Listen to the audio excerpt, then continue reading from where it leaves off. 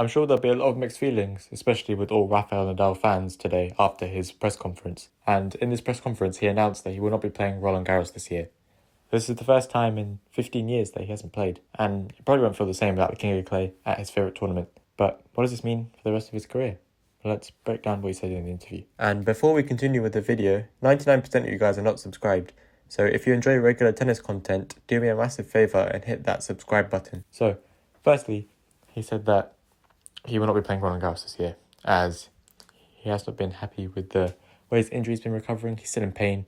He was talking a lot about the pain playing, especially after the pandemic. He said he's been playing with pain through periods, and I guess he just wanted to get his body back in tip-top shape. And he did confirm this afterwards, as he did say that he wanted to take some indefinite period of time off so that he can be ready for 2024.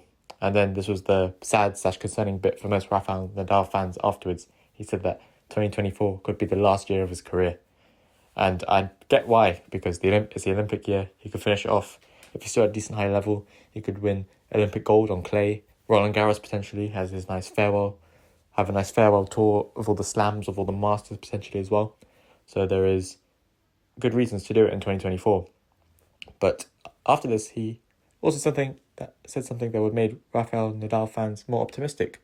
As he did say that it depends how his body holds up. And if his body is holding up quite well in that 2024 season, he could play on.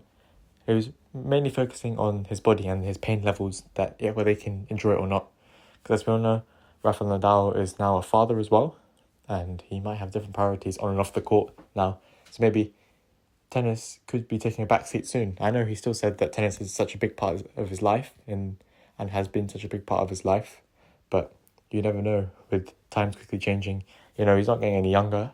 Might want to be spending more time with his family as a father rather than playing tennis all the time. But it is mostly down to, I guess, his motivation to play, which stems from the pain he has to tolerate on a daily basis.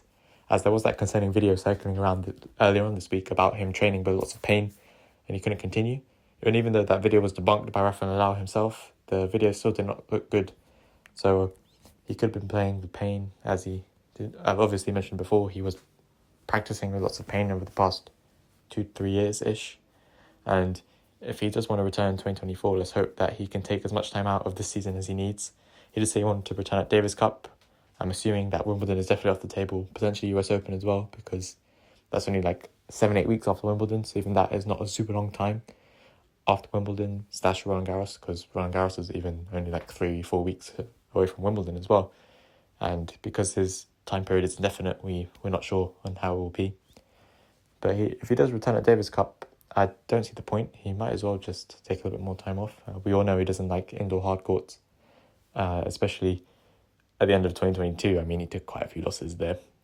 Normal hard courts to Americans as well. Like, Tony Paul beat him, Francis Tiafoe beat him at the US Open.